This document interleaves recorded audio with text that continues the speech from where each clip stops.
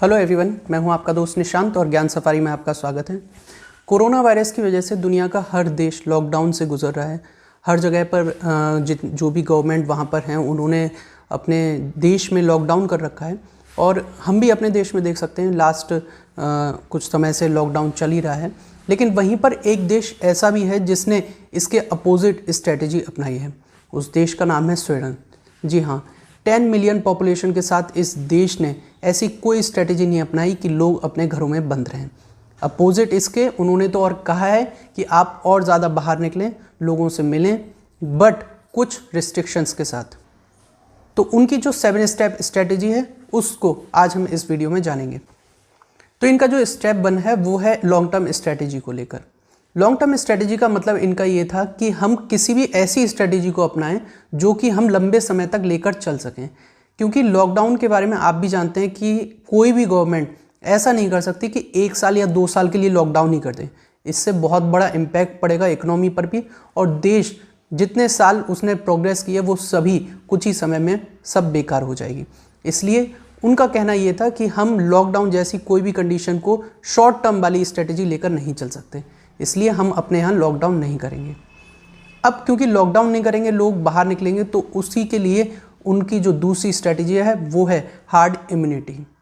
Hard immunity का मतलब ये है कि जब लोग बाहर जाएंगे, उनका मानना ये है कि जब लोग बाहर निकलेंगे, उनमें वायरस का इफेक्ट होगा, तो बॉडी अपने आप जब उस वायरस से लड़ेगी तो एक लोगों में इम्यूनिटी डेवलप होगी, जो कि इन फ्यूचर लोगों में उस वायरस से लड़ने की एक उन्हें क्षमता एक मिल जाएगी बॉडी में, जिससे कि वो वायरस उन पर ज़्यादा इफ़ेक्ट नहीं करेगा।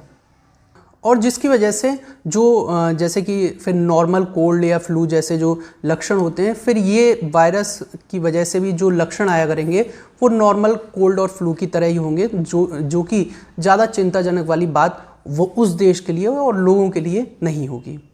अब इनका पॉइंट है स्ट्रेटेजी नंबर 3, जो कि है अबव 65 ईयर के लोगों को घर पर ही रोकना।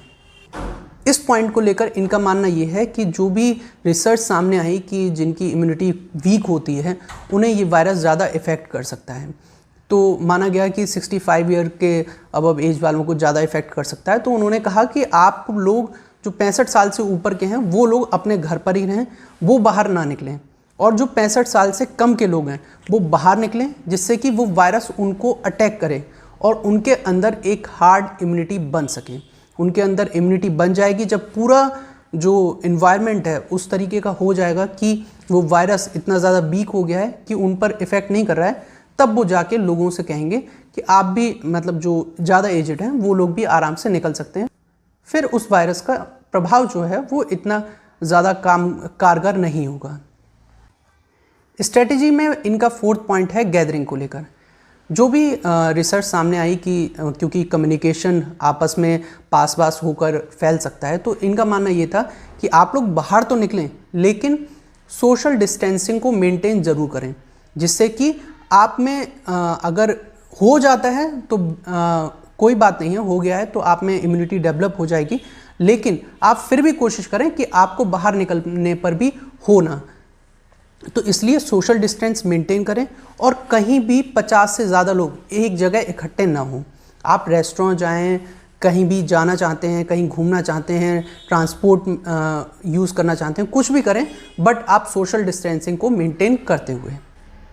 स्ट्रेटेजी का 5th पॉइंट इनका स्कूल्स एंड कॉलेजेस के लिए है। स्कूल और कॉलेजेस में इन्होंने क्या किया है कि 9th क्लास तक के जो स्कूल्स हैं उन्हें प्रॉपरली ओपन रखा है, जिससे कि सभी लोग अपना नॉर्मल डेज़ का वर्क कर सकें।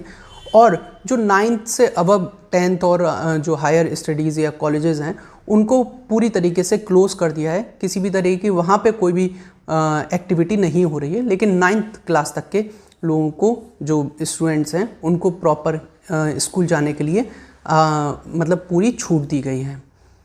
स्ट्रेटेजी का जो 6th पॉइंट है वो है आपका लेस लॉस और हाई प्रॉफिट, कम घाटा और ज़्यादा मुनाफा। इसके पीछे इनका जो मोटिव है वो ये है कि क्योंकि लॉकडाउन की वजह से जब लोग अपने घरों में रह रहे हैं तो डोमेस्टिक वायलेंस के केसेस बहुत ज़्यादा पॉइंट आउट हुए हैं। साथ ही साथ अनवांटेड प्रेगनेंसीज के भी जो केसेस हैं वो भी बहुत ज़्यादा सामने आए हैं। तो इन केसेस में उस देश में कमी है, ऐसे ज़्यादा वहाँ पर केसेस नहीं हैं। और साथ ही साथ वहाँ की इकोनॉमी भी प्रॉपर तरीके से चल रही है, कोई भी इकोनॉमी पे ज़्यादा बड़ा इम्पैक्ट नहीं हुआ है। इसलिए उनका ये जो रीज़न है इसको लेकर, लॉकडाउन ना करने को लेकर, ये बहुत हद तक कामयाब हो रहा है, उनकी इकोनॉमी को लेकर भी और लोगों को लेकर भी। अब है स्ट्रेटजी का 7th पॉइंट, जो कि है last point, according to nature.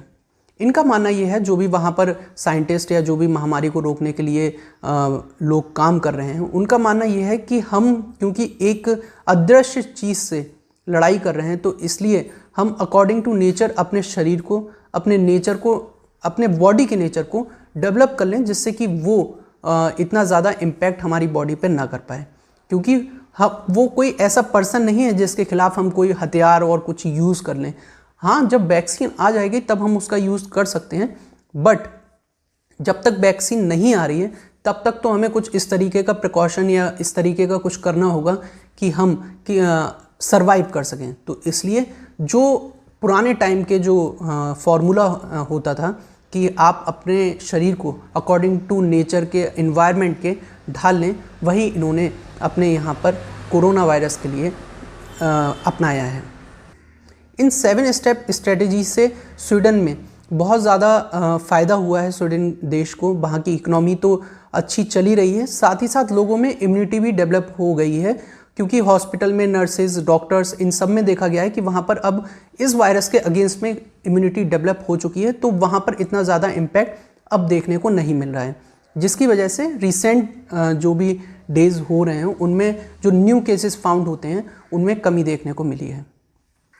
कुछ लोगों का मानना ये भी हो सकता है कि क्या भारत में ये स्ट्रेटजी नहीं अपनाई जा सकती थी, तो ये एक अलग टॉपिक है। इसके बारे में मैं एक और नई वीडियो बनाऊंगा जिसमें हम इंडिया के पॉइंट ऑफ व्यू से बात करेंगे कि क्या इन स्ट्रेटजीज़ को लेकर क्या इंडिया में ये सब अपनाई जा सकती थी स्ट्रेटजी या नहीं।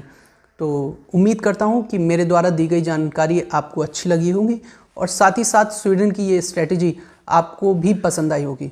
अगर आपका कोई सवाल हो या किसी और टॉपिक पे आप वीडियो चाहते हैं तो आप मुझे कमेंट सेक्शन में लिखकर ज़रूर बताइएगा। अगर अभी तक आपने हमारे चैनल को सब्सक्राइब नहीं किया है तो चैनल को ज़रूर सब्सक्राइब करें और बेल आइकन को ज़रूर प्रेस करिएगा, जिससे कि हमारी कोई भी नई वीडियो आपको तुरंत नोटिफाई हो सके। Thank you so much.